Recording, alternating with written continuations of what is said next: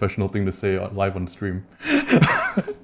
I mean, it says I'm live, but not on YouTube. This is weird. Oh wait, we're live. Hi everybody. Perfect. As you can tell, I have a very professional setup. Okay, so we are apparently live now. I don't have a fancy introduction or anything, honestly. I'm Brendan, No I need. guess, or Chow Clips. I'm Today we're live with Johan. Johan Nohr, and we're gonna talk about art and RPGs and art in RPGs. So yeah, how are you today, Johan?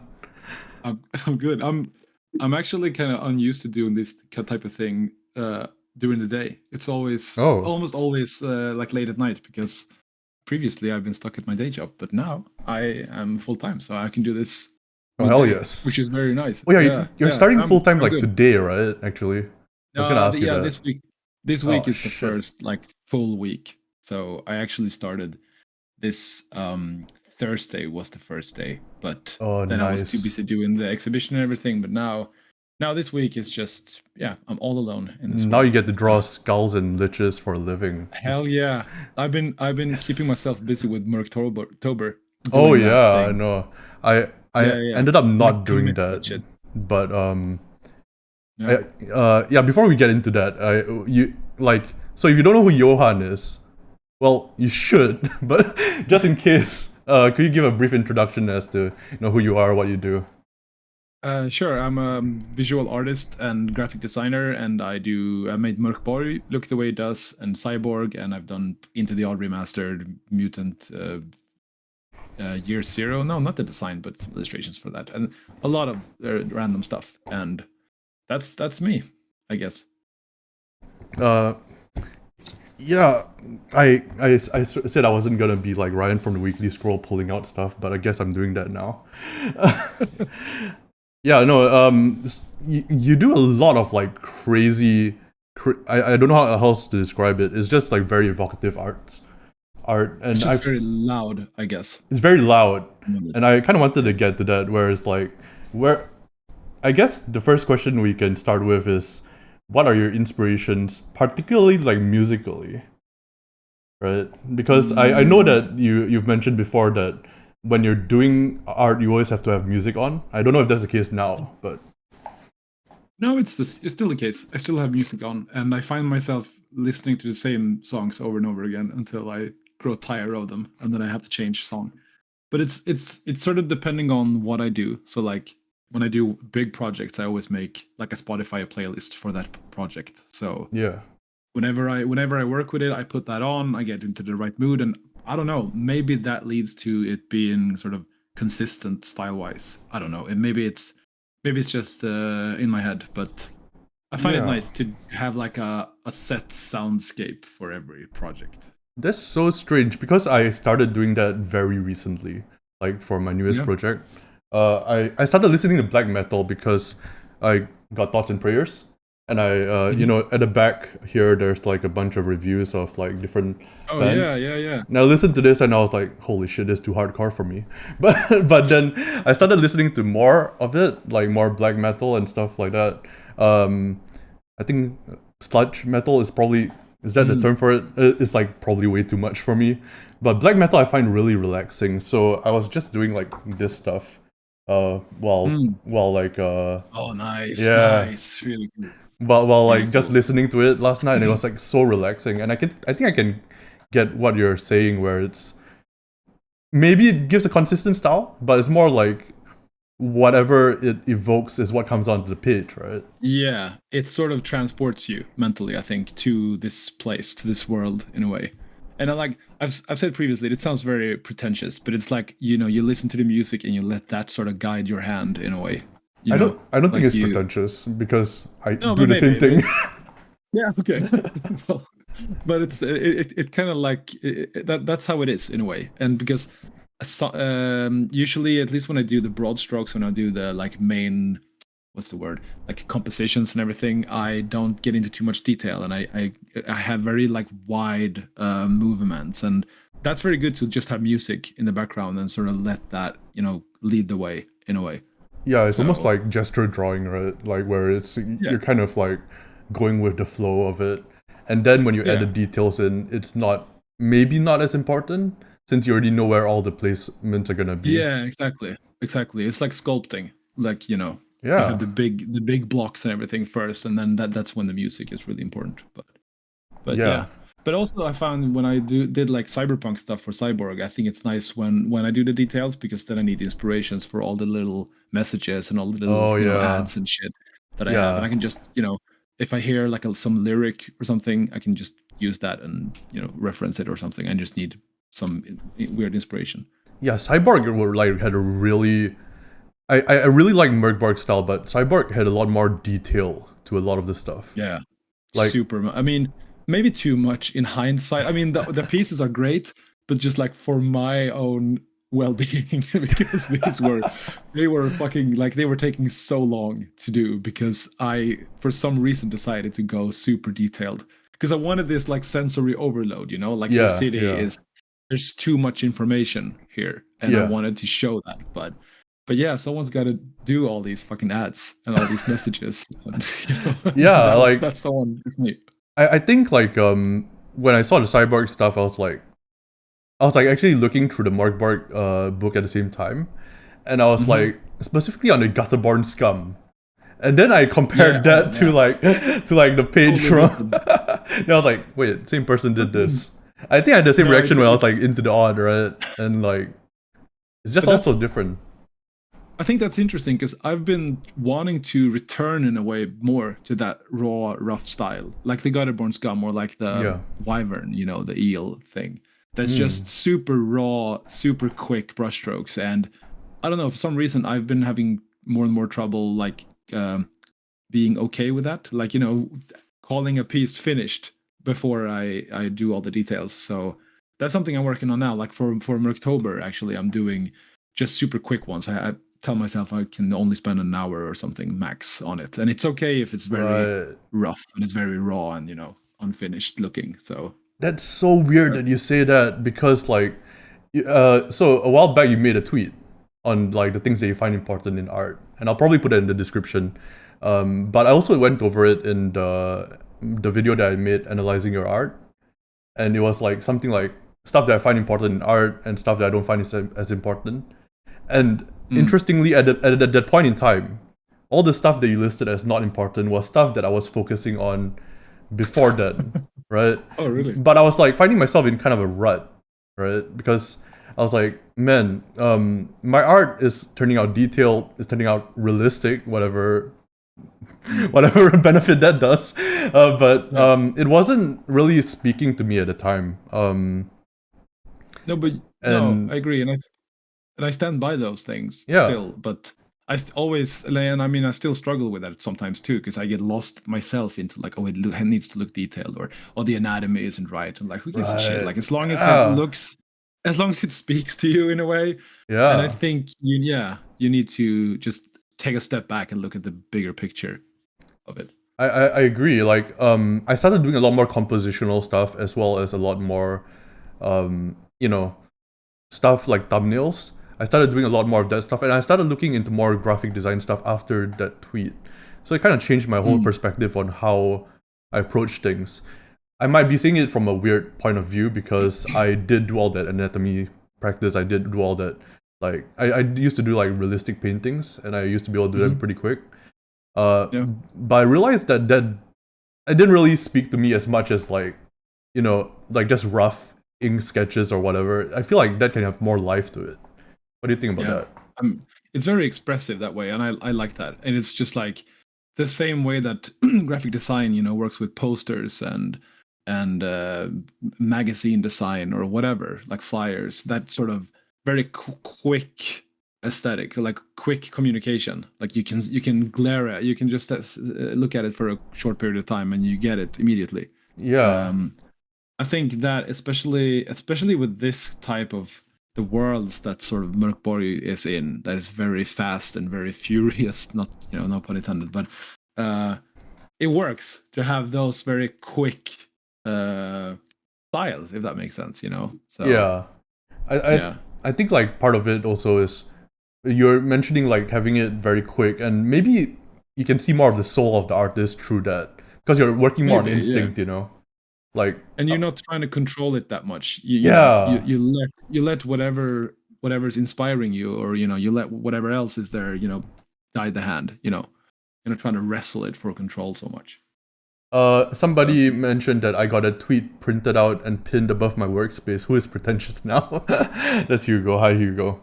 I should get that done too, honestly, because I have maybe 5 tweets bookmarked in. Yeah, that's about it, and yours is one of them. So No, really. I sometimes look back at it. I'm like, man, I'm fucking up everything. I better just return to this advice. I should probably create a blog or something to Maybe, remove yeah. the stuff from Twitter. Yeah, because eventually one day it's gonna die. So Yeah, it's just gonna explode. Like it's gonna. Yeah, and not in like the sick cyborg way. It's just gonna die. No. It's just gonna be boring. Yeah, It's just gonna It's just gonna be. Elon Musk is just gonna shut the whole thing down. But yeah, I can hope. hope it doesn't die like just this long torturous death. But yeah, I think so. We should probably talk about the big elephant in the room, which is on the stream. There's like the book Between Our Faces, art by Nohr. That's been there, and we haven't talked about it yet. Let's plug some products. Yeah. Going from cyborg advertisements to like actual advertisements on stream. You can skip this part if you don't want to buy stuff. No, but the Artbook, that's sick. That's really fun to gather. Like, I don't know. It's such a weird project to me because it's literally, not literally, but it's almost literally everything that I've drawn for the last like 4 or 5 years. And I just realized, like, looking at my hard drive, like, oh shit, I've drawn so much. Like, there's so many different like third-party commissions, stuff for the like official modules and everything, shit posts, just random drawings, and I just felt I want to gather them somewhere, and I want to just collect them, and so this is what I'm doing with this art book. And, you know what my favorite part of the art book is probably gonna be? I think it's gonna be like the cardboard ink drawings, actually. Those are some of my favorite things that you post up. I want to have more of those, actually, like more of the hand drawn, because that's the thing. I'm not sure if everyone's looking is familiar with that, but like when I send packages, I tend to draw on the package and send it off. And usually I draw right on top of the line where you have to like pull to tear it apart, so you have to destroy the painting. It's a philosophical statement. I want it to be temporary, I want it to be just in the moment. Don't save it. Just look at it, say, oh, that's nice, and then tear it open and take the stuff in the package and then remove the package. But so I'm having a bunch of pictures of that in the book. And there's one illustrations that I drew on a leak as well, and maybe I'm gonna do more of that as well. Yeah, there's also like well, you can't get it now, unfortunately, but there was like a option to get the art book where you just vandalize the heck out of it and like add in like some of your own stuff. I think the quote on the page was, "I'm just gonna go to town with like some markers on your book." Yeah, that's great. Yeah. Don't say I didn't warn you. I mean, maybe not on every page, but on the title page at least. On every page, just like filling the book with ink. Yeah, just a really unique book. Yeah. Do you use like do you use like paint markers for that? Because I recently got like these Posca markers. I find them really good for that kind of stuff. Yeah, I did Posca. Let's see if I have one here. I used Molotov ones. Oh yeah, like those brush pens are really good. Or like the markers. It's like markers. They might have everything at the exhibition, but basically they're just that markers used mainly for like graffiti and stuff. So they're really good on every surface, and I get the black ones for lines, and I have the white ones, and those two are really everything that you need. If you have a surface that's not black or white, it's just like a gray or brownish, like cardboard.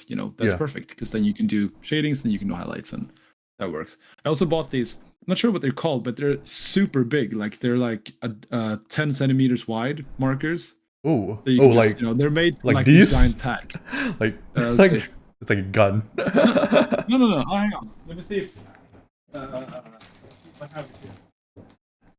No, I didn't. Sorry, thought I had it. There's a in joke. but it's There's a joke in here somewhere about like comparing the size of our markers, but let's not get into that. No. My marker is way bigger. Oh my god. No, but these are ridiculous. I haven't found any use for them yet. I just saw Right. them in the store, and I was like, I have to own those. But Yeah. yeah. I don't have it here with me as well, but I think I know the one you're talking about. There's like It's like oh, flat. it might be this. Like it's a chisel tip, right? Yeah, like that, right? Like so, yeah. But like super thicker, wide. even thicker, yeah. Yeah. I think really, it's fun. I think that actually like fits with your kind of art style a lot as well, because it's like kind of like just bold strokes. And I think at some point a lot of artists, at least for me, I find can get too much into the details without considering the overall picture. So maybe we can lead into like that as a topic. Like what do you think like is the line between like graphic design and, you know, painting and art, or if there's any line at all? That's a good question. I mean, I think we talked about this briefly on our podcast, where like, but that's more specifically in like book design, where like graphic design of the book, where that meets the art. But I think there's two disciplines, right? Because graphic design is usually about making something usable. Like I think in my perspective, design is making something work, like not the way it looks, it's the way it works. And I think art is maybe the opposite, like that's literally the way it looks. So I think whenever graphic design sort of leaves usability, or like I don't know, when it gets less concerned about how something works and more about how it looks, maybe Would you that's say it's where like knowing when to break the rules kind of thing? maybe, or like when you change the goal of the graphic design, because I don't know how something looks, the aesthetics of something can also be how it works, you know. Yeah. Because you know, it inspires you to play in a certain way, or to get into a certain mindset, or to be inspired to create something your own. Or so maybe maybe that's like the target or the goal for the work, like that's where it meets. Fuck, that's pretentious as shit, but yeah, that's I get what you're saying. maybe, you know what I mean, like Yeah. but like on a surface level, I think graphic design is probably more about shapes and angles and contrasts and those very basic concepts, whereas the artwork can probably get a bit more focused on the details and the shadings and the, you know, the subject matter, or the, you know, anatomy, or the realism, or whatever. Yeah, it's a difficult topic, I think, because like for Merkborg, I know like you had a lot of rules and you're gonna break a lot of them. And I think it if I'm not wrong, it almost turned into a game for you, like at some point. Like you had myself totally. I'm not a font nerd, but you are. I know you are. So like you had 100 fonts, but not typefaces. Is that even correct? I'm embarrassing myself live on stream here somehow.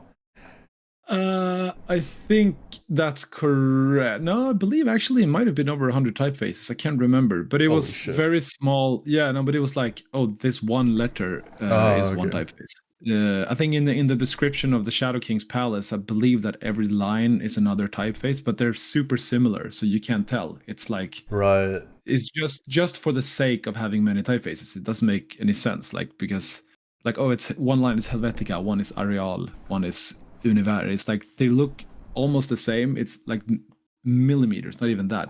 Right, it's like having the same structure, but like adding texture to it almost. Yeah, and it's like, for me, for some reason, that was important, but it doesn't matter at all for the reader. No one will even notice, but it is. And I think maybe that's where the art is. You know, like there's no point to it, but that becomes a point in a way. Like the it's like a typographic performance art.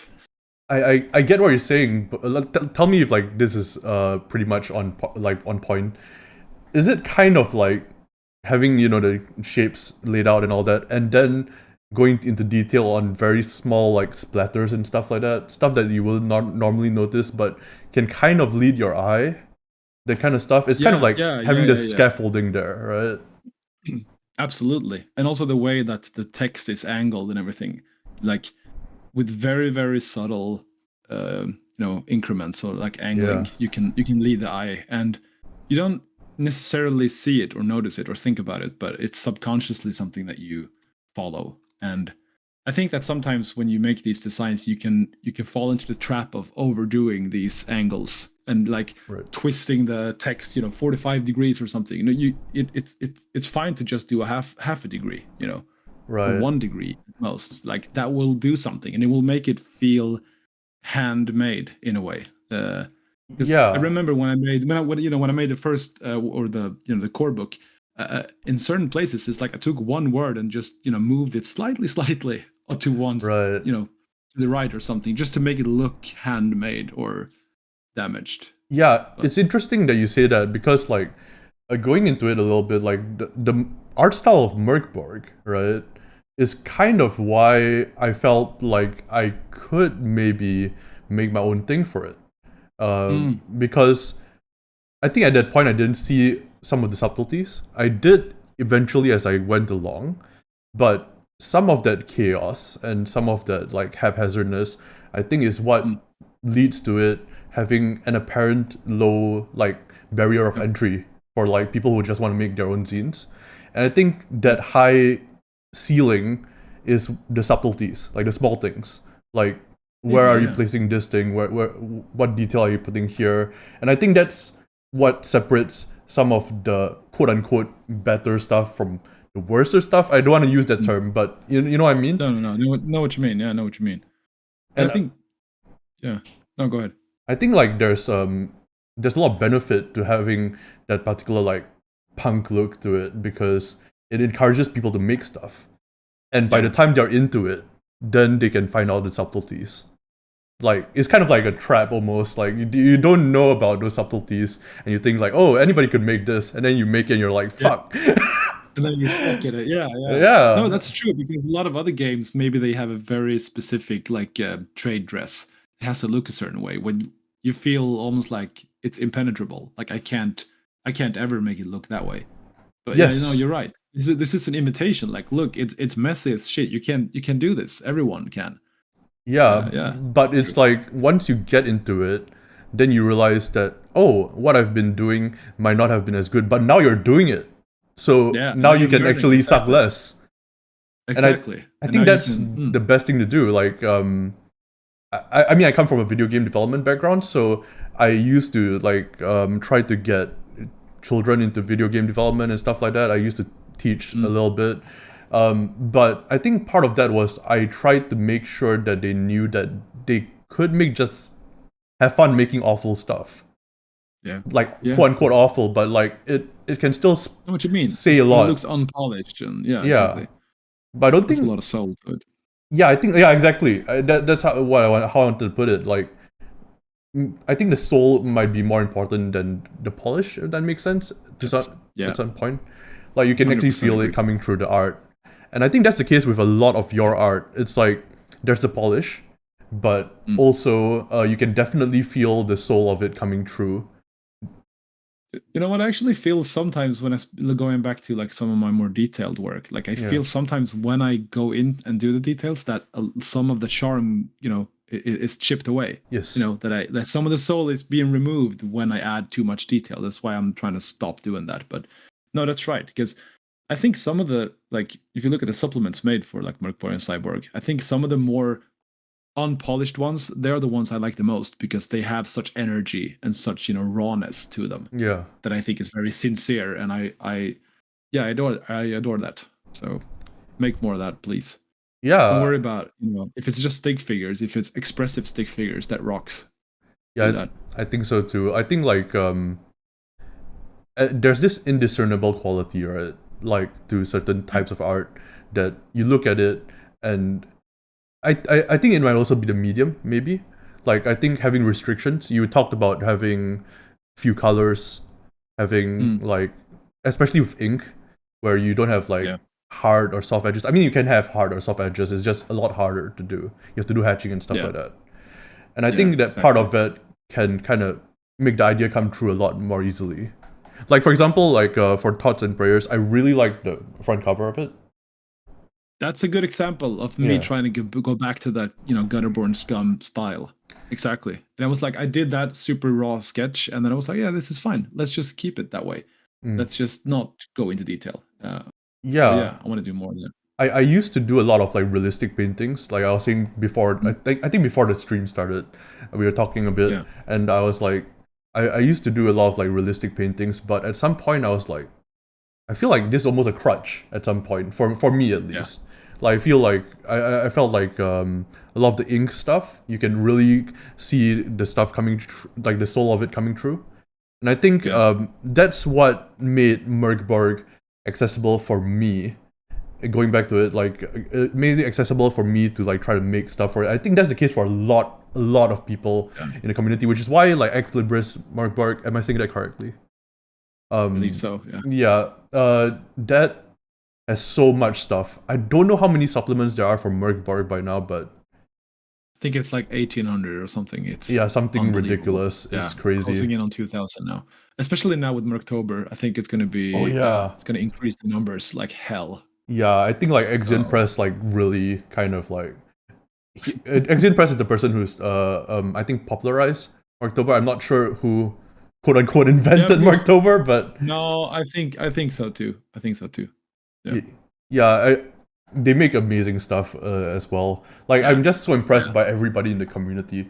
And for those who are not in the Discord, in the Merkborg Discord, I think it's potentially one of the most inviting, encouraging, cool communities out there for like, at least for RPGs.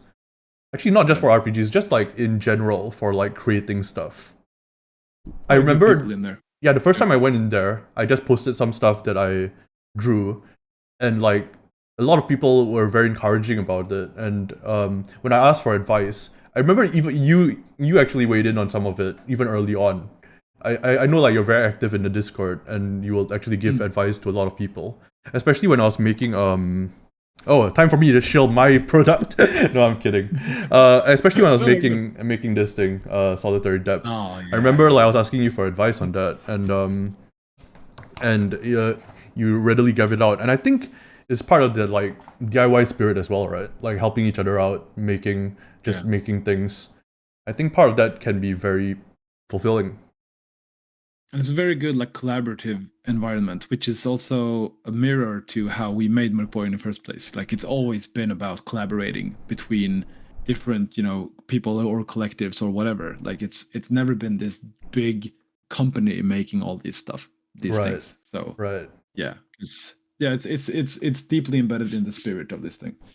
Yeah, and I think also like the third party licensing. It's just at the time I'm not sure, because I'm pretty much baby when it comes to RPGs. Actually, I really only got into it. Merkborg was my first RPG, and I got into it last year. Actually, what a game to begin with. I know, right? It wasn't D&D. It wasn't like I don't know OSE. No, it's Merkborg. That's so funny because it was never intended to be someone's first RPG, and we were like, no one is going to understand this who haven't played RPGs before. But look at you. I think like part of it is just the art makes it seem not seem accessible. It is accessible, but also not at the same time. Does that make sense? It makes it interesting in a way, right? A lot of people. It's weird. A lot of people like. Well, not a lot, because now there's like the plain text Merkborg version. But a lot of people used to say like, oh, Merkborg is hard to read and stuff like that. But I think what they miss out on is this has been commented on before by a lot of people, but like Rod Black Sludge and like stuff like that, it's all very orderly and meant for play. The parts that are meant to be referenced over and over are done in a way that's not the weapons page. No, and I mean that's very intentional as well. Like they have different purposes as well. Like the first part is just for you to get inspired and to get into this world, and you sit on this in the couch or whatever, read it, being transformed into this place. But the second part is for actually using at the table. So it's the designs have different goals and they look differently because of that. So.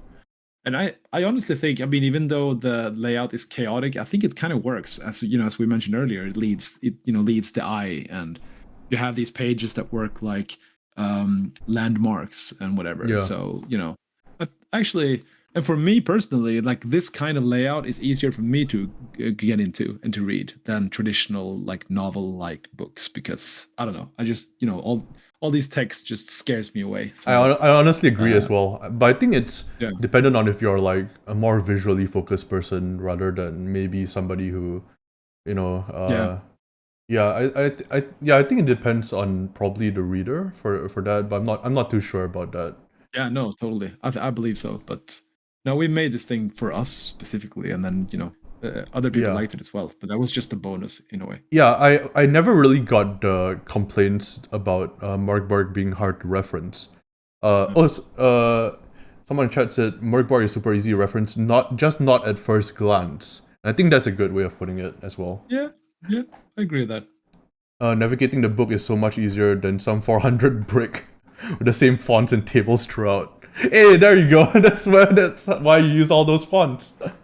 Exactly. That's proof of it. Yeah. Yeah. No, it has a thematic reason as well, of course, that the world is shattering and the reality is breaking and all that. So, there's stuff everywhere. I think the best example is probably like the end papers and the front papers. Like they're super easy to reference. And the adventure in the back, of course, which is great. And those are meant for play, and the others are for reading. Yeah. So, you did also mention that like Merkborg was not meant to be like a newcomer's RPG. Well, it's not something that we even considered. Right. That they should be someone's first RPG, and I mean, I'm a firm believer that every product can't be for every purpose and every audience. It has to be very specific sometimes, and this was specifically for like, okay, so people who like lethal minimalistic RPGs, maybe they're into other OSR titles and they probably have played before, or they at least know what an RPG is. I didn't even know what the OSR was, so there you go. and it's like just on a fluke, everyone else also came in on this and like found this and managed to get in on it. So that's that's cool.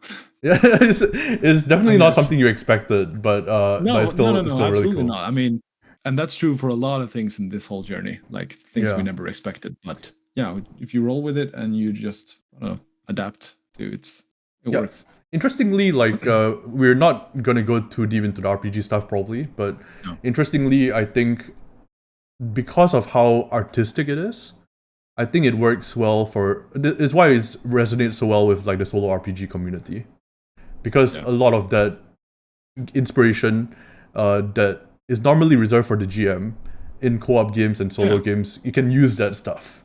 You can use the fact that there's this tilted word there and there's this weird font there. It's kind of like it evokes something in you, like it makes you think about things, and and it almost acts as it's a style guide for how to embark on this into this world as well. It's like the GM section of a book. And exactly, I agree. We are talking about like you get it.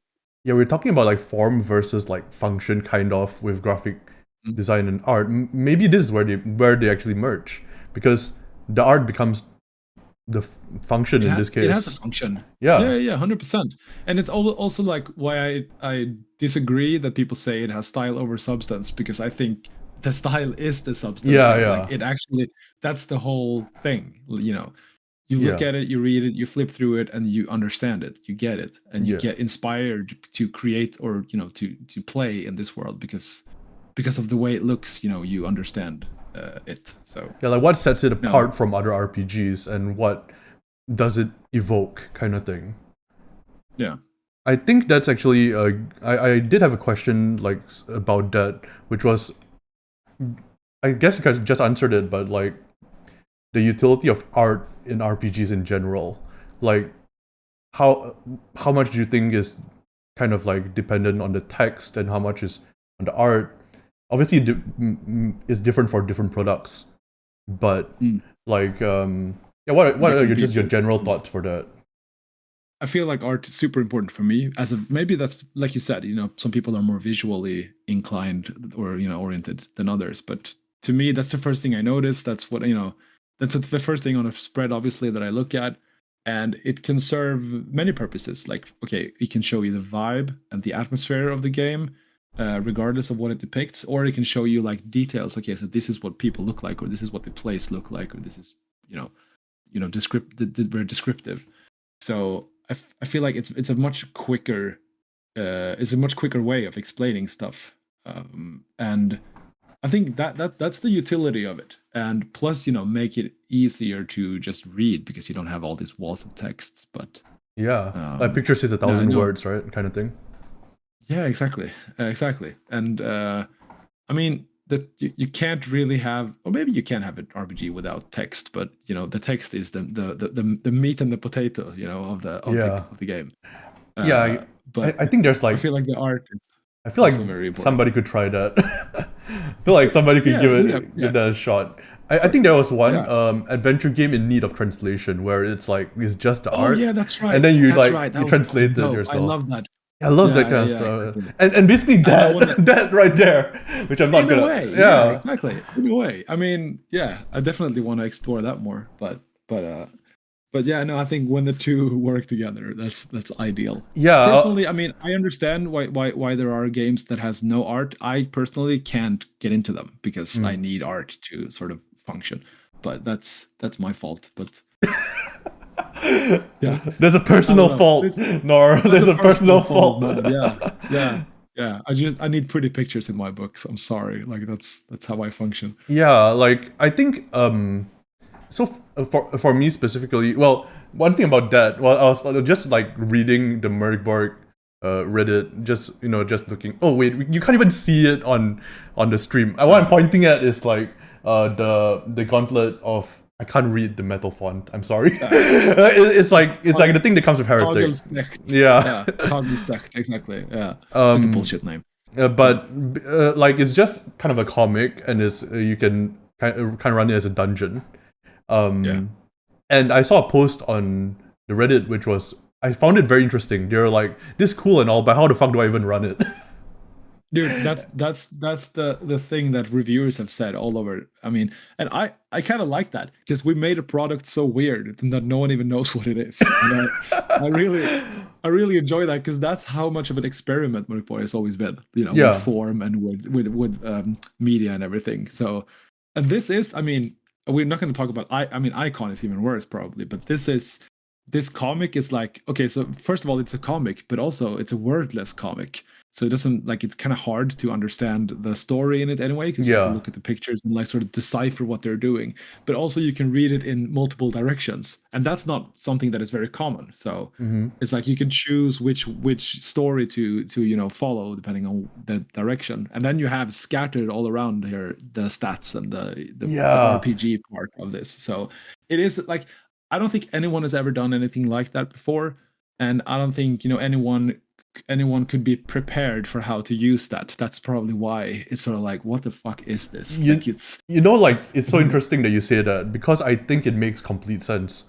The reason I think it makes complete sense is when you look at like just a regular dungeon, let's say it's all text and maybe a map of the thing, you're looking at the interconnections, like the connections between the rooms, and you're looking at what's in between the lines, kind of, right?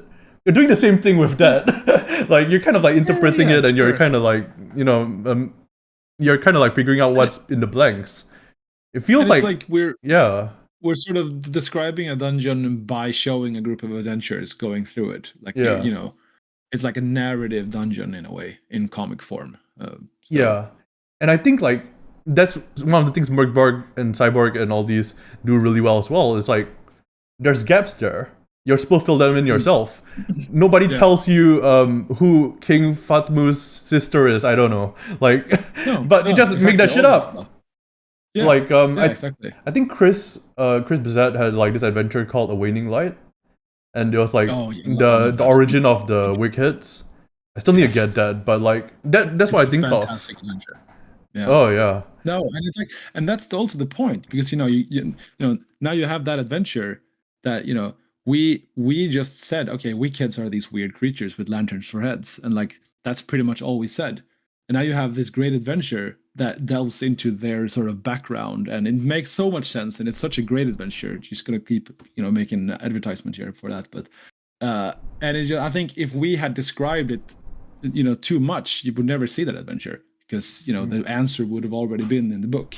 And so I feel like, yeah, by doing that, you invite people to come in and make their own stuff, and to fill in the blanks, as you said, and to own the game with us, which is something I want to do. Yeah, actually, this is kind of related to the thing I wanted to ask about, the inspiration about the music and stuff, because I think maybe that's why it works so well. You're kind of filling in the blanks of the music. Yeah. Maybe. Because that's how I felt, at least, when I was like at 3 a.m. last night just doodling while listening to black metal. I was like, it feels like I'm kind of like filling in the blanks here.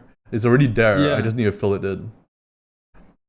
And it's all, you can maybe make a comparison with like the broad strokes and the details we talked about earlier as well. Yeah. Like, we provide the broad strokes, but the details is up to you. And the different play groups world and their pictures will look roughly the same, because the broad strokes are the same, but the details will differ, and that will and I think that's where a lot of the magic comes about at the table as well, right? Through play and through like conversation and stuff like that. I want to talk about oh, sorry, go ahead. No, and like interpretation, that's one of the things that I like most on the Discord as well. People are like, what is it like? What's the Shadow King's palace like? Or like, how does the Inquisition work? Or like, how does that? And I have my theories. Palace has his theories, but like, it's so much fun to just discuss that with people on a Discord, and theory craft your own, your collective sort of interpretation of this world. I was talking to a writer recently, Liu Gearing, and I was asking him about something related to this. And his advice was to say something, present something, but also ask something. Present it in such a way that it provokes questions. And I think that's something that's good. When he said that, the first thing that went to my mind, because I'm a drawing goblin, is, can I do that for art as well? And then I thought about your art, and I was like, that's kind of what I like about Johan's art. It's like, like, I feel like when I look at your art, I feel like I'm kind of like filling in the blanks a little bit. And I think that's kind of what, maybe if you did just the shapes or whatever, that might still work, like the silhouettes of stuff. But I think like it's just the general style of it, that broad strokes thing like you talked about, where you're not putting in every single detail. No, and you can have some details, but you don't have to like explain them in a way. Like, you can add stuff to a character's outfit or whatever, but it's never explained what it is. But you see, like, oh, they have a key hanging on around their neck. Okay, where does that go? Where was this? What's the story with that? And I think it's the same thing with the text that Pelle writes, that there are a few very, very specific details, but they're never explained. They're just there as sort of things to hold on to. They are landmarks for you to catch on to, kind of. Exactly. Yeah, exactly. And I think that's what makes the world seem like not grounded is absolutely the wrong word, but like theme, like it has consistency, or like it's an actual place, because you have these mentions of the different regions and the different whatever places that you can build from. But I was looking at the inspirations page. Well, not page. It's at the front of Merkborg. There's like a bunch of music that helped, right? And I was just wondering, in addition to music, like maybe other art, books, movies, like just in general, like what sparks your imagination for projects? I think it's hard to say, because it's so much. It's like everything you take in sort of blends together. But I thought of there's a few like artists that I really enjoy. Maybe I haven't read their stuff or seen their stuff recently, but like from way back, and a lot of them are like Swedish comic artists or things like that. So we have a pretty vibrant like comic scene here, and I'm not sure if like a lot of it has escaped Sweden, but and also like because I looked at my bookshelf with inspirations, and I see like the Tolkien Bestiary Yeah. book. Yeah, one of my favorite books, and it has a great art by is it Ian Miller? Really fucking cool. Oh And, yeah, yeah, yeah. yeah, super like these stark black and white ink drawings of all the different creatures. But also like when I was a kid, I loved Tim Burton movies, all that stuff. That style is like you can see it in maybe They got the born scum. Gutterborn Scum. Yeah, yeah. Exactly. That, but also like old, strange, like creepypasta stuff. Yeah, yeah. That sort of weird images. And also like a lot of things from the Swedish RPG scene, which is very like specific. But we have like a lot of games from the 80s. We have Mutant, we have Cult. That was very big inspiration for me back then. Drakar Demoner, which now is Dragonbane, but that whole art surrounding that fantasy game, I think, also formed me in a way. And yeah, and now it's like I don't know. I buy a lot of books mainly for the art and mainly for to look through and like steal from, get inspiration from. So Yeah. there's a long list of really good game makers who I truly admire and buy pretty much everything they do. So Right. Yeah, I think like definitely in the RPG realm, there's a lot of stuff, but it's like you were saying, like stuff that maybe didn't escape your local scene. yeah, I think a lot of people can kind of like get inspiration from stuff that they grew up with as well. And I feel Yeah. like that's something a lot of people maybe don't tap into. I think like at least growing up in Singapore, there wasn't much of anything for me to grab onto. So I like you said, there's like, but now with like the internet and all that, there's like creepypasta, there's like all sorts of weird little things that you can look at. Like I think Yeah. you mentioned that Hotline Miami was like inspiration for was it? Did you say that? Which one was that? Hotline Which one was Miami that? for Cyborg. Am I just making this up? Maybe I said that. I feel like you said that on the weekly scroll. I might have just made it up. I might have just made it up in my head. Maybe I did. I just, my memory is bad, but I mean, for Cyborg, that's a different thing as well, because then you have all the, the real world stuff. Just doom scrolling for a minute, and you have a lot of inspiration for that. Yeah, and the Morgborg channel has movies, the Morgborg Discord server has like the IRL Dystopia channel, which is Yeah, the most depressing channel I've seen in a while. Yeah, I'm not sure if that was a good idea actually to have that channel, but it was just it felt good for inspiration to do that. Right. It's a very dystopian game. Yeah, I think course, so. Yeah, but then of course music is super big inspiration, and like you said, the list of bands that helped, but also like because I go through phases of music, like probably everyone does. So like I can be hyper specific in my music tastes. So like previously it was all about Danish sludge metal. They have a very specific style of sludgy, screamy doom that I like. But then I've also been into more like lo-fi, sort of folky pop music, like the Mountain Goats or, like folk punk, that whole scene around like, Ramshackle Glory, Rent Strike, AJJ, that sort of thing. Especially when I made Cyborg, I wanted to like expand my musical tastes a bit and listen to other stuff. And it's interesting because like I think like the Merkborg hacks also a lot of them have their own like a Spotify playlist as well. I know like Ronin, the one that was lead artist on, that one had a pretty cool like playlist where it was a lot of Japanese hip hop, and it was really nice. Yeah. But yeah, I think we did that a bit for Cyborg. I think we had some Swedish hip hop as well in the playlist, which I thought, okay, this is probably something that a lot of the people buying this have never heard before, and that's good. I tried listening to sludge metal, and I was like, I like it a lot. I I like it I, a lot. It's the broad strikes and the raw movement. I think I was listening to it and I was like, I am in pain, but I kind of like it. I think Yeah, it's that was really my reaction to it. Yeah. super heavy. Very good worked Yeah. music. So you opened my Very nice. eyes to that particular genre, thanks to Thoughts and Yeah. Prayers. And yeah, Yeah. I'm actually listening to it and I'm like, this is painful. I kind of like it. No, that's me with like noise. I know because I know Christian who wrote Cyborg is very much into noise, like Merzbau and that sort of thing. And Right. I like it somehow. Sometimes I can't listen to it too much because it's You gotta be in the mood you for have it, to kind of thing. yeah, and you have to sort of listen to it until you sort of transcend and enter another realm.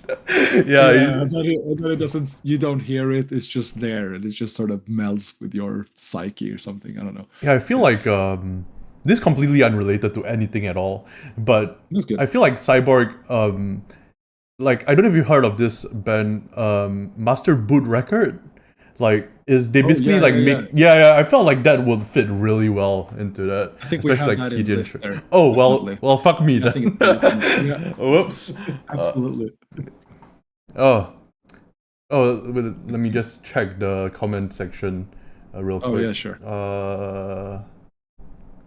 Let's see. Oh, hello Hodag. Hello Luke Gehring. Hello Shield Dice. Hi everybody, I guess. I'm gonna miss some. Hi everyone. Hi everybody. I think this is a good point at which to talk about the art book again. Just cycling back to the art book. Is there anything that you're particularly proud of with the art book that I know, like for example, the size is was a big thing, Oh yeah, right? yeah. I mean, I think it's fun to sort of delve into the artwork and be like talk about the process of the arts as well. Like because I have some pieces that also include sketches and like refused versions for freelance gigs and everything. So you can see sort of the story behind some of the artworks. And I most of it is annotated as well. So I comment on it and I talk about what I think about the pieces or how I made them or why they include details and like some of the small Easter eggs. Like a lot of the cyborg stuff, there's a lot of small messages and stuff. And like I go into detail and talk about why I made those and what those mean to me. Right. And things like that. So I like how I can be very specific and nerdy and like detailed in that. And it's also like in some aspects it's kind of like a kind of personal book as well because it's all like me, it's my art and I can afford to get a little personal as well in it. Yeah. Some of the things have kind of personal meanings to me and everything. Right. So yeah. It's gonna be like me in book form in a way. It's nice. And it's a big book. Like I just think like of size- Flash Necronomicon when you say that. Like just Sure, why not? I don't know why. I couldn't get the right quote for that. It's just me in book form. Yeah, exactly. Yeah. No, but yeah, plus the size and the whole physical like production Yeah. of it is going to be wild, and it's also why it's such a stupid book to make because it costs so much to print. But that's secondary. I feel like to me because I want this book to be perfect for me. So Yeah, I feel like that's secondary to a lot of people who really want to see your art in its full glory as well. The fact that it's like a coffee table art book, right? Which it is. It's going to be big and huge and something you want to have out and yeah, thick paper and the 8 colors and all that stuff. It's going to be like a fancy ass book. Yeah, I think like you were also mentioning like is something that's more personal as well, and I think that in combination with your style of art and the fact that you're exposing your process essentially through all of the text about all of the images makes it something you can kind of learn from, something where you can actually maybe get more out of it than like a regular art book. I will say, like personally, it's probably the only art book that I've been excited for in years, and I've got quite a few art books, but wow, this one I was like immediately I just like threw my wallet at the screen. Yeah. I appreciate it. It's yeah.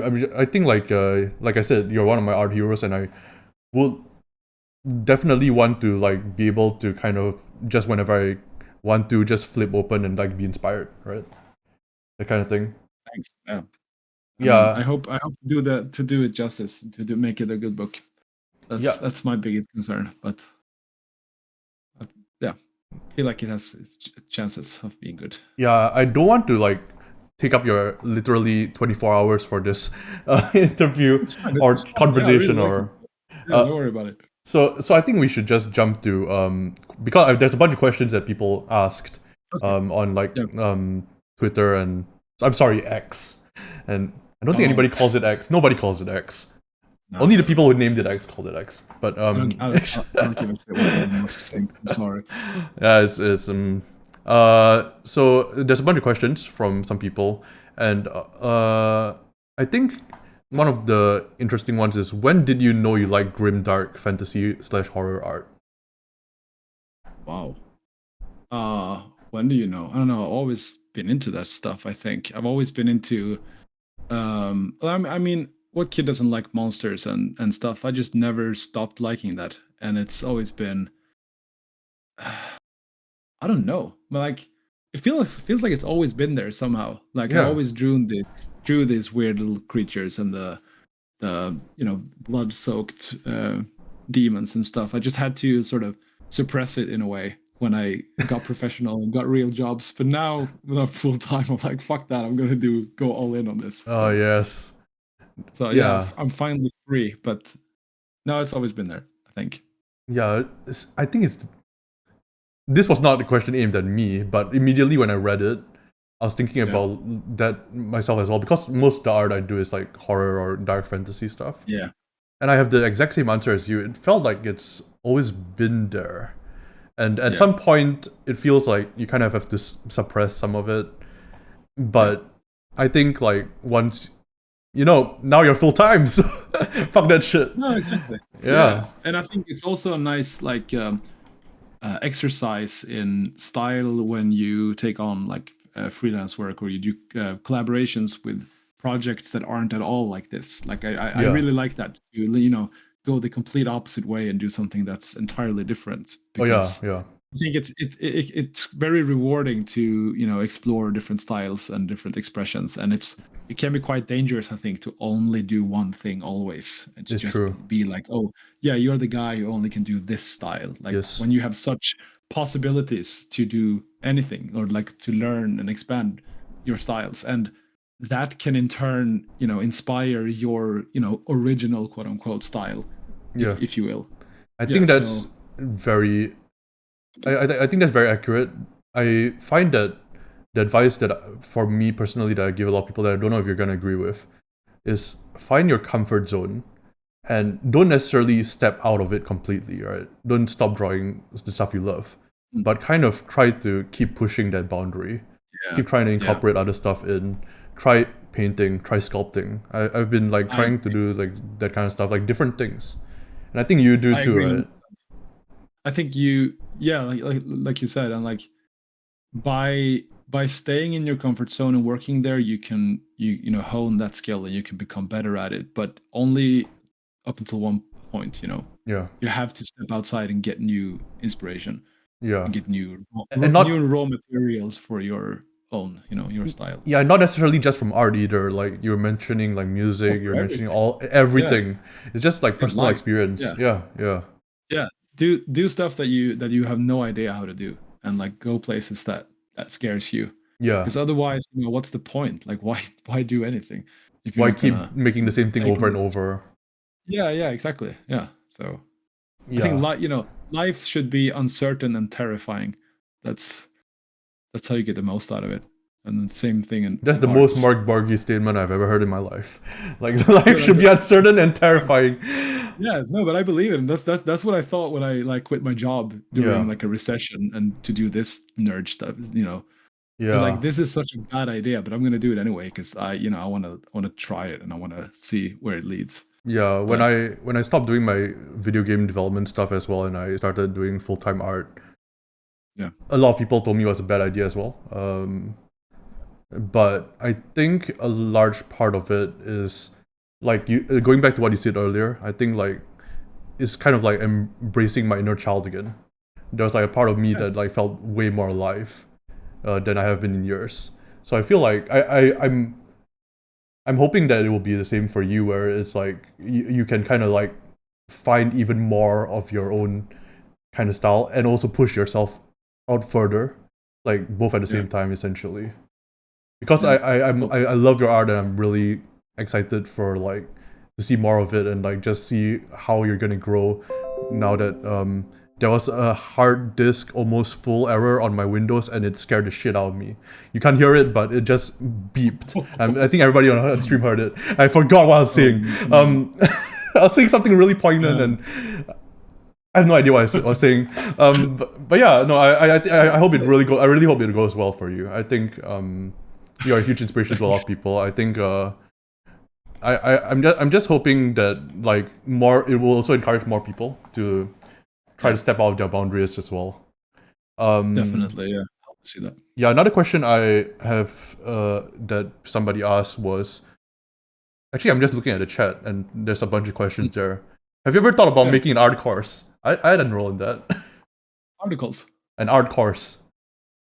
Teaching art people. Course. Yeah. How to make art. I've done that. Not for art specifically, but for like typography and typesetting and that sort of thing. Right. Like I've been in a school standing in front of a class with people who are probably better at this than me and like trying to you know LARP that I know this stuff. No, but it's maybe yeah, I'm not super comfortable with it, but you know, going back to what we just talked about, maybe that's why I should do it because I'm not comfortable with it. So yeah. Who knows? Yeah. Yeah, I think just going back real quick to it, I think seeking out things that you're uncomfortable with and trying them is incredibly important. I feel like because do it. Yeah, just not even just art, like different disciplines. Try sculpting, try writing, try I don't know, fucking programming. I don't know if that's gonna help, but try something. Try something. Yeah, try something. Yeah, you'll probably regret it in that moment, but afterwards you're gonna be like, yeah, I learned something from that. Afterwards, if you didn't do it, like if you just, you know, on the famous deathbed that everyone's talking about, you know, you're gonna look back and say, why didn't I try sculpting? You know. Yeah, why did I do that kid bashing project I always wanted to do? Yeah, exactly. Now it's too late. Yeah, man, that's dark. Going to dark places. Okay, I guess final. I'll try to like I'm in no rush, by the way. Like you don't have to like wrap it up for me, but if you have places to go, that's fine. I don't. No. But I truly enjoy this, but we can stick around for some while longer. I'm just like checking to see whether I've covered all the bases because I did actually write notes. I actually prepared for this in some way, shape, or form. Not very well, but yeah, exactly. I mean, I did digitally because I'm a slave to the computer now. I'm basically full cyborg. Oh yeah, there was a question that I wanted to ask that wasn't asked by anybody else. But what's your feelings about analog versus digital art? Oh, good question. I mean, I wish I could draw more analog art. I am a digital artist mainly. That's my main. That's my main tools, like Photoshop and Wacom tablet. But I think it's I have immense respect for artists who only do it analog. That's I wish I was that good, and I'm practicing more and more to have the same control of my the pen in analog form that I do in digital. But it's just I'm so used to it now, and I have all these tools that I know like the back of my hand how to work. So it's something it's a project of mine. But I sketch a lot, and I tend to use that as a sort of base for my digital drawings. So plus the cardboard stuff that we talked about, that sort of thing. It's hard for me to do the same style in analog because it's so different, the format. But my style changes completely as well when I go to analog for some reason. I'm not sure why. It's ink like digitally. I don't get it. It just changes a little bit. No. But it was like we were in Copenhagen for this tattoo convention that we had a room where we could sell our stuff in. It was best setup ever. But then we also got the opportunity to draw on the walls because it was like a building that they were allowed to do that, or I don't know if they were like squatting or something. But and that was such a strange format for me because I'm not used to drawing in that scale. But it was also something where when I realized I have to do more of this, I have to do more physical or like analog. That's so fucking weird. I had the exact same experience. I was asked by a company to basically draw on the walls. The mural, yeah. Yeah, and I was like, I got a whiteboard marker because like my pen was too small to make any of the fine details. I was like, holy shit, I love this. I need to do this more. Yeah. And that's how I got started on. That's so weird. That's so strange. Weird. I was mostly like uncomfortable. Or like not uncomfortable. It was super fun. Yeah. But I was like, I can't at all get the same overview or the same, I can't work in the same process as I'm used to. Right. And that really fucks me up because I'm like, I'm in the deep end now. Like I can't. This is not where I belong. You know what I mean? So. But going back to it being uncomfortable is good, right? So. Exactly. Yeah. No. Totally. And I wish I could do it more, but yeah. Yeah. Maybe. Yeah. Hire me for murals. Let's do it. Just draw all over my house. Just come to Singapore and just doodle all over my house. Okay, I think I'm just going to look at I just want to make sure that like I covered all the bases that I want covered because I'm selfish and I want to just interrogate your brain on how oh yeah, actually I do have a question. Any new methods you've been trying out recently? That kind of ties into what we've been talking about. Like, have you been trying anything new? Like not just art, like sculpting or like anything. Nothing like that, but I think art wise, I mean we've talked and I've shown this quick masks thing. That's something that really unlocked something for me when I realized that you could do that. And I have a video showing what I mean, but it's basically you use the tool quick mask in Photoshop, you paint like an area where you want the light to hit, and then you use that as a selection to add your like texturing brush to it. And it's a very quick and easy way to make texture quick. And like I do that, and there's a few brushes that I found recently that I just really like. That's very it's very sensitive to the thickness of it, so it can be very very small and very big, and so it has a very inky sort of runny look to it. Is it like True Grit stuff or is it something else? I think it is. Yeah, I think it's like one of the True Grit stuff. It's called, I don't know. It's like there's a number in it. I don't know. I'm not sure. Do I have Photoshop open? Maybe I can check it here. Oh wait, no. I know what one you're talking about. Like because I saw it in the video. Is the epic roller or texture brushes? Go check out his YouTube channel. Like it's gonna be there. Yeah, it's gonna be there. Yeah, this is really bad video now because I'm just looking at my Photoshop screen. No one else. No, it's all good. It's good, and it's just like I use just black, white, and gray, and that's all I need. Sometimes one color to just make it pop, but that's not super new. That's something I've been working on. I've been doing the quick masking a lot since I saw it. I've been actually. I assigned it the shortcut key, and I made an action for it so that when I exit out of quick mask, it will automatically select a splatter brush that I can actually just use the shortcut keys to go like different splatter brushes, because they're all in the same category. So I'm like an efficiency freak, and I can't help myself.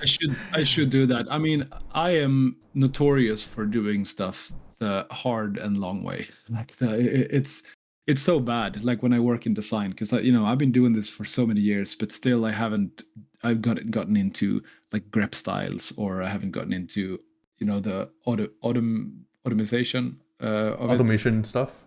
Automation, yeah. So I don't know. I do everything manually, and it takes forever, but I'm in control of it completely. Yeah. So I don't know.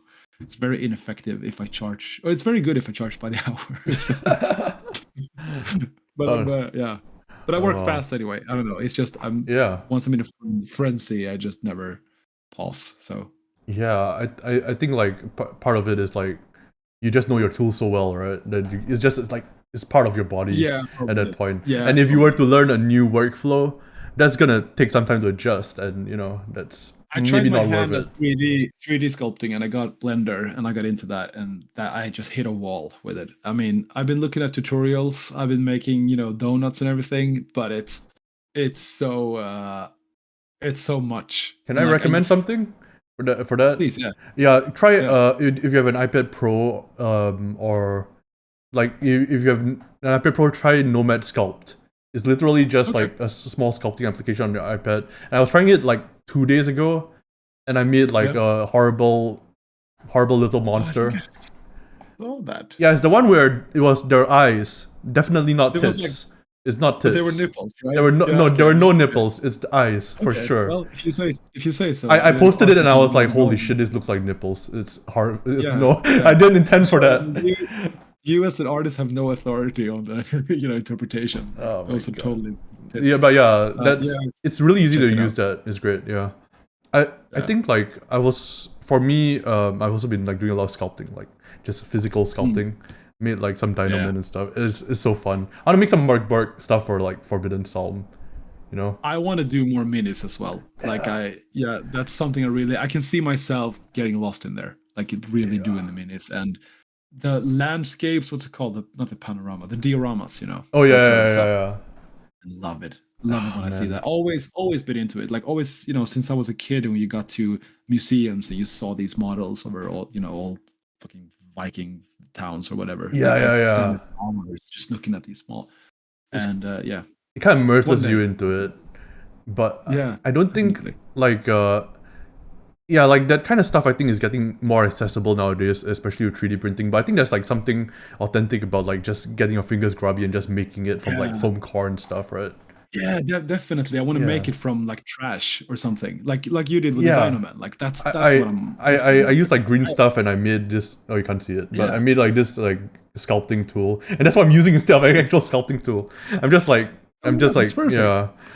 I No, but it's like I have no interest in getting a 3D printer. That has Yeah. never been interesting. No, I wanna do it like I don't know, some weirdo out in the woods. Same. Yeah, no, I understand that completely because it's kind of like it's kind of like chopping off the hits and then putting on the hits and then spraying it with primer and just seeing it all come together is a lot more satisfying than just hitting print. making it. Yeah. Yeah, no, you're gonna want to go full Sid on that thing. Just do the whole. It's kind of like a puzzle, right? You know? Yeah, exactly. Oh, I guess we'll just do. I think I've covered all of my questions probably. Okay. But we'll ask Hodak's questions, which is if they made a Merkborg film, which I feel like that's gonna be a Blood Meridian situation where like everybody's like, this too fucked up, we can't handle this, and it'll just be passed on from director to director. But he asks, which director or team would you trust to translate it visually / tonally? Wow. I don't know. This is an interesting question. Yeah, I mean, it would be fun to do something maybe like animated. I don't know. Maybe not even live action. That'd be fun. I was actually thinking animated. I wasn't thinking live action, but no, because my mind immediately went to live action. I was thinking you were thinking of like Mad God or what was that movie? Like the one with all the sludge and. I still haven't seen that. Yeah, I haven't seen it, but I should. Like everyone's telling me to see it. Yeah, I haven't seen it either. I've been recommended it like 5 times, and I'm like, I should watch that. Yeah, but that's like stop motion, right? That's yeah. There was, I think so. There was also another movie where it's like a live action one, where I can't remember the name of it, but is something God? Did God? No, that's the War Games. I'll figure it. I'll send it to you later on. But there's like so many weird things that you can get inspiration from movie wise. But yeah, I guess like, would you trust any team to translate it? Hell yeah, maybe. Maybe. Come on. Yeah, reach out if you have a camera. Reach out. Will it be for under the Mark Bark third-party license? No, actually, we want to be cool. Yeah, that's probably not. Yeah. Yeah, no, that'd be cool. No. I'm just imagining like Ex Libris Mark Bark, and like there's just one movie section and there's just one movie in there. Yeah, in that category. Yeah, I think that's. Man, I don't know how to end off these things. Like, for those of you watching on YouTube, this is my first time ever interviewing. And interviewing, I don't even like that.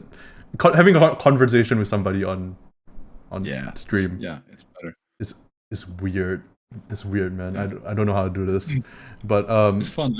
I can see myself doing more of these. You know, as I'm full time now. Just maybe sitting next here. time we can actually like draw. Yeah, let's do that. I was just saying. We said that before we went live. That I'm sitting here. I have my tablet ready. I can just switch screen. I have my weird drawing glove ready. I did tell you this before stream, but I actually set up. Have you heard of Magma Studio? It's like a Photoshop equivalent with the same shortcuts and everything on a browser. And you can just collaboratively draw. So I had that set up. And I was like, should I ask Johan about this? I'm like, nah, it's too last minute, fuck it. No. Now I regret it immensely. Next time we do it. Next time. But yeah, so go to Art by Nohr and just throw money at it. Just throw money directly into the screen. I don't know if I think the signed book where he doodles all over, unfortunately they're all gone, but they are gone. But the book looks like it's gonna be fucking amazing. I cannot wait. I seriously cannot wait. Yeah, that's our chat, I guess. Is there anything you want to say before we end off? No, just experiment, try new things, collaborate with other creators, and join the Discord. Oh yeah, definitely join the Discord. Yeah, and draw. Make cool shit. Draw lots of stuff.